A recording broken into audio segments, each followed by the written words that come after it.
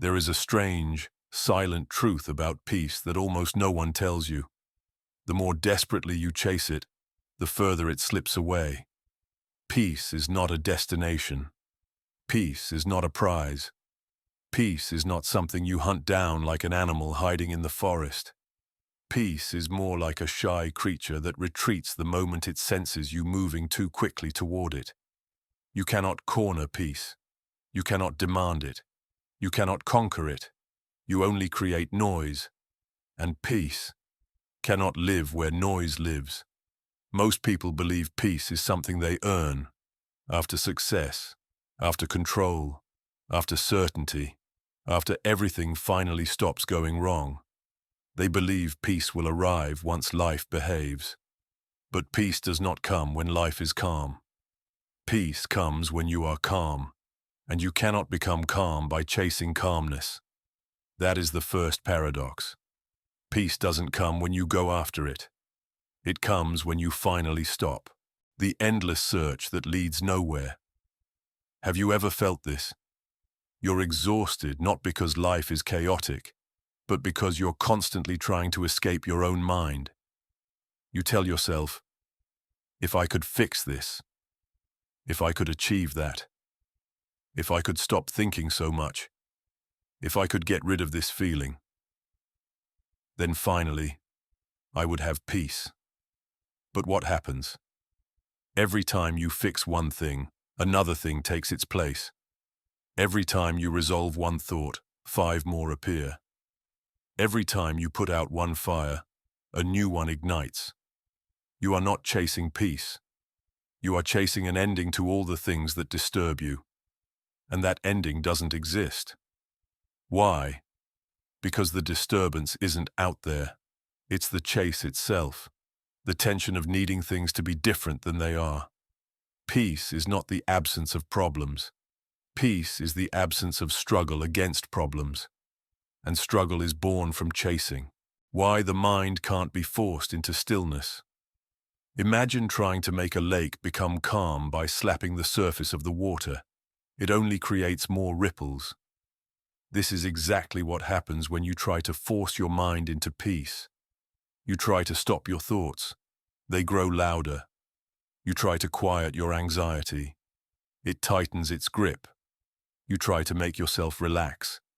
Your body becomes rigid. You try to escape your emotions. They follow you everywhere. The mind cannot be threatened into stillness. Stillness is not a command. It is a permission. It arrives when the fight ends, when the pressure dissolves, when you understand that peace is not something to create, but something to uncover. You cannot force stillness. You can only stop disturbing it. The ego is always chasing, never resting. Peace is natural. Chasing peace is learned, and the one who learned it is the ego.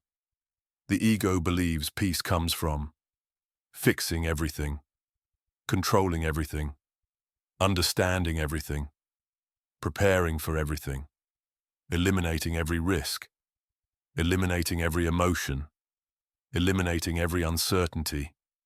The ego thinks peace is something you earn by completing the long checklist of life. But peace is not earned.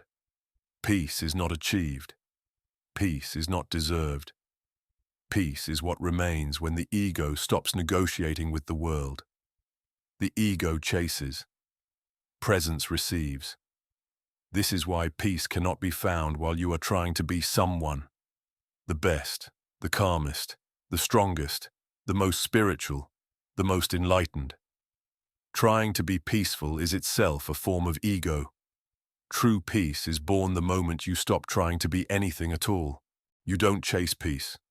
You create the conditions for it to appear. A flower does not bloom because you pull on its petals. It blooms because the conditions allow it. Sun, soil, water, air, space. Peace is the same. You do not chase peace. You create the conditions through which peace becomes possible. Honesty, acceptance, stillness, breath, presence, non-resistance, compassion, space. Peace grows naturally when the inner climate is gentle. Your task is not to find peace. Your task is to stop disturbing the peace that is already there, the real source of inner turbulence.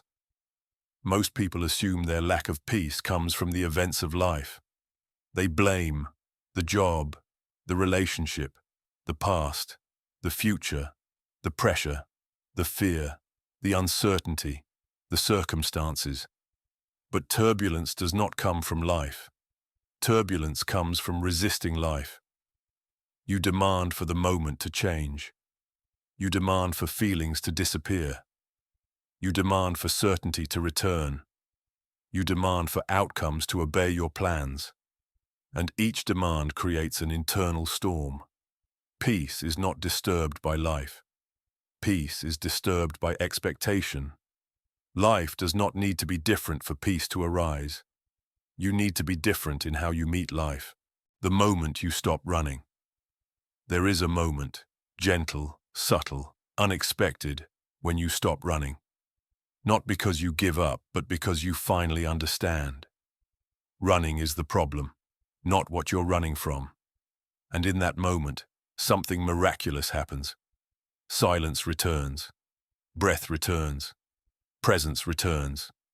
You return. Peace was not hiding. You were. Peace was not lost.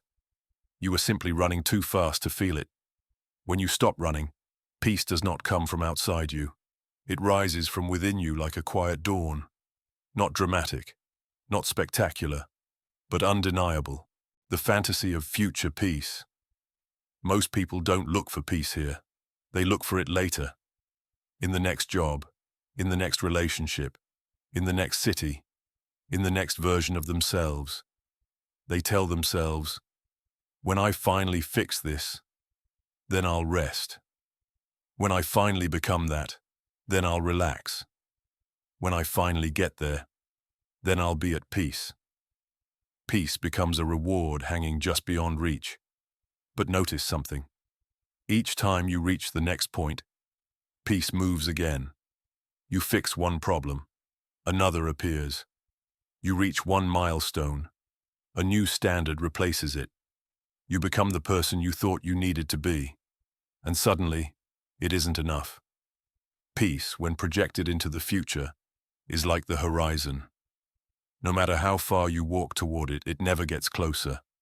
Not because peace is cruel, but because peace has never lived in a single future moment. It lives here, in the only place you almost never look. This breath, this body, this experience, this now. You don't find peace later. You find it when you stop insisting that it must arrive later. The self-improvement trap. There is another way people chase peace. They try to earn it through self-improvement. If I become more disciplined, more spiritual, more mindful, more productive, more healed, more intelligent, more successful, then I will finally feel at peace. So they turn life into a project. They turn themselves into a project.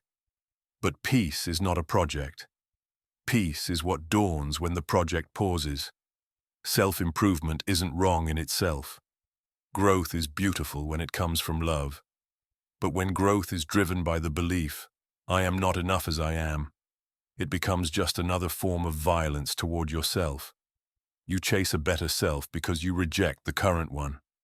And there can be no peace where there is rejection. You don't bully yourself into peace. You don't shame yourself into peace.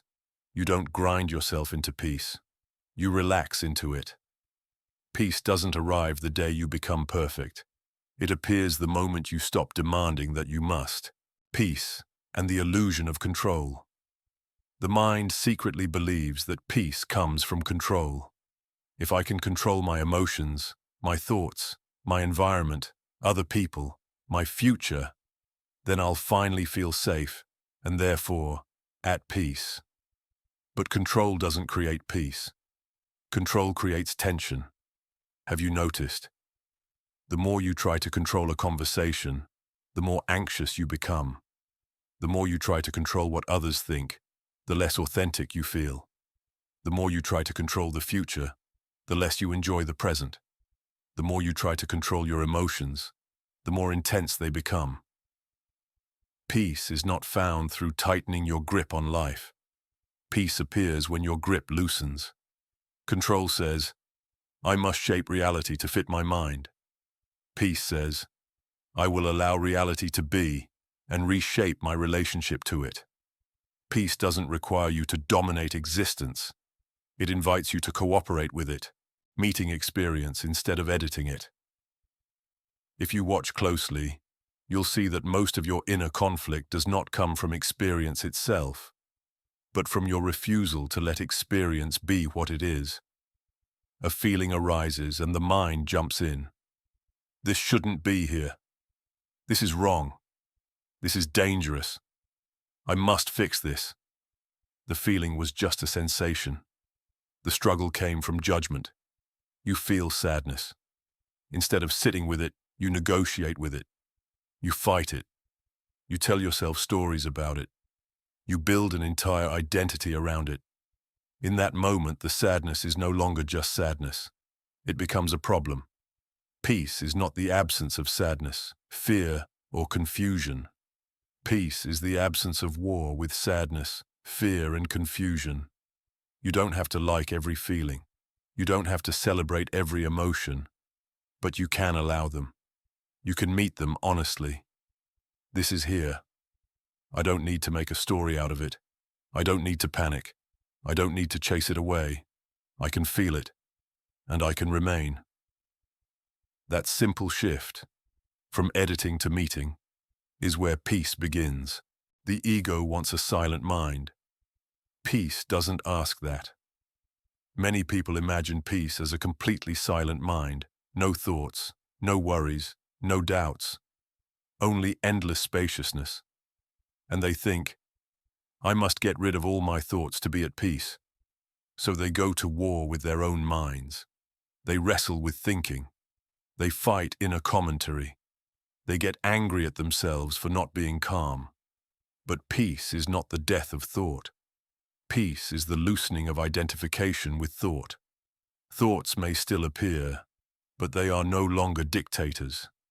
They are just weather, clouds moving through the sky of awareness. You can be peaceful and still have thoughts. You can be peaceful and still feel fear. You can be peaceful and still experience uncertainty. Because peace is not about what appears. It is about how tightly you cling to it. The ego wants a perfectly empty sky. Peace is content to be the sky that holds everything without collapsing. The gentle art of letting things be incomplete. One of the greatest obstacles to peace is the obsession with completion. You want loose ends tied. You want all misunderstandings resolved. You want all unanswered questions answered. You want all unknowns made known. You want all your inner work finished. But peace is not on the other side of completion. Peace is the ability to live with things incomplete without constantly tearing them open. To say, I don't know, and that's okay for now. It still hurts, and that's okay for now. I'm still learning, and that's okay for now. It's unresolved, and I can still breathe. Peace is not perfection. It's friendship with imperfection. Life is unfinished. You are unfinished. The story is unfinished. And peace is the quiet confidence that it doesn't need to be finished for this moment to be enough. Why peace feels so close, yet so unreachable. You may have noticed something strange about peace. There are moments when it feels incredibly close. A brief silence between thoughts. A sunset that takes your breath away. A shared laugh that melts your defenses. A quiet moment alone when the world seems to pause. For a second, you're there. Present. Soft. Unafraid. And then the mind returns. How do I keep this? How do I make this last? How do I get back here again later? And with those questions, peace slips away again. Not because it left, but because you turned the moment into a task. You tried to possess what can only be experienced. Peace is not a thing to hold. It's a space you move through. It doesn't disappear. You step out of it the moment you insist it must stay. Peace is always one thought away, one non-judgment away, one breath away, one act of allowing away. It feels unreachable only because you keep reaching past it. The quiet strength of doing nothing. You've been conditioned to believe that relief comes from doing something. Fix it, change it, analyze it, understand it, improve it, transform it. But there are moments when the deepest act is not to act at all, not to send the message, not to argue your side, not to solve their perception, not to rush into a decision, not to escape the feeling, not to numb the discomfort. Just stay. Stay with the feeling. Stay with the breath. Stay with the moment. Doing nothing does not mean you are helpless. It means you are wise enough to see that interfering would only add more noise. Sometimes the bravest thing you can do for yourself is to sit still in the middle of your own storm and refuse to make it worse. Peace is not always positive action. Sometimes peace is holy stillness. When you stop arguing with reality, look closely at your suffering, and you will often find a simple pattern. Reality moves one way. You insist it move another. The past happened. You say, it shouldn't have. Someone left. You say, they should have stayed. A feeling arises. You say, it shouldn't be here. A plan collapses. You say, it should have worked. Your pain multiplies the moment you add should to what already is. You are not just experiencing life, you are arguing with it, and reality never loses. Peace does not come from winning the argument. Peace comes from dropping it, from whispering inwardly, this is what is happening. I may not like it. I may not understand it. But for this moment, I will stop fighting it. You're not agreeing that it's good. You're not saying it's fair. You're not signing a contract with it. You're simply acknowledging, it's here. And in that honest acknowledgement, the inner war eases. Reality doesn't need your approval. It just needs your willingness to meet it as it is. Peace is not an achievement. It's a relationship. Think of peace not as a trophy on a distant shelf, but as a relationship you have with the present moment. Ask yourself, how do I treat this moment? Do I demand things from it? Do I criticize it constantly? Do I ignore it while chasing the next one? Do I call it not enough? Do I try to manipulate it into something else? Or do I listen to it? Do I feel it fully? Do I let it be imperfect? Do I allow myself to be imperfect within it? Peace grows the way trust grows in a healthy relationship. Not through pressure, but through gentle consistency. The more often you meet the moment without attacking it, without abandoning it, without demanding something from it, the more the moment begins to feel safe. And in that safety, peace flowers. Not once, not as a peak experience, but as a quiet, stable undercurrent, a way of being with life, the subtle practice of letting things be as they are. So how do you live this in the small, practical ways? Not as a concept, but as a daily practice? You begin small. You practice with minor discomfort before life hands you something heavy. A delay in traffic. Instead of clenching, you breathe and observe. A conversation that doesn't go as planned. Instead of replaying it endlessly, you gently accept. It went that way. An emotion that shows up uninvited. Instead of immediately drowning it in distraction, you sit with it for a few breaths. A plan that has to change. Instead of collapsing into frustration, you say, okay, now we turn this way. Each of these small acts is like placing a stone on the path of peace. Not dramatic, not grand, but steady. Peace is not built in one spiritual moment. It is cultivated across 1,000 ordinary ones. You don't chase it. You practice relating differently to what is here. The gentle return to yourself. At the heart of all chasing, whether it's chasing success, chasing love, chasing control, or chasing peace, is a simple belief. I am not okay as I am. This belief is the true thief of peace. Because as long as you believe you must become someone else in order to deserve rest, you will never let yourself rest. But consider this. What if peace does not come when you finally fix yourself, but when you finally stop treating yourself as something broken? What if nothing has been wrong with you this entire time? What if the exhaustion, the overthinking, the unrest were not signs that you're failing at life, but signs that you've spent far too long fighting yourself? Peace is not a reward for becoming a better person. Peace is a homecoming to the person you already are when the fight ends. Closing meditation, the peace that was always here. Let's end not with an idea, but with a moment. If it feels safe, close your eyes. You don't have to sit perfectly. You don't have to breathe perfectly. You don't have to meditate correctly. There is nothing to achieve here. Let your shoulders drop just a little. Let your jaw soften. Let your hands rest wherever they naturally fall. Now, notice your breath. Don't deepen it. Don't control it. Don't shape it. Just notice. Air entering. Air leaving.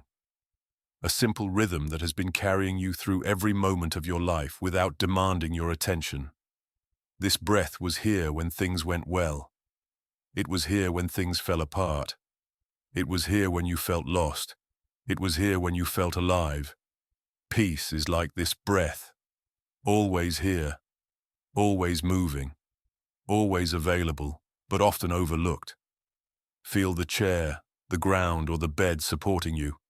Notice that right now, in this exact moment, you are already held. Not by your plans, not by your control, not by your perfection, by existence itself. There is nothing you need to chase in this moment. Nothing you need to fix in this moment. Nothing you need to become in this moment. Gently, silently, say to yourself, I don't have to chase peace.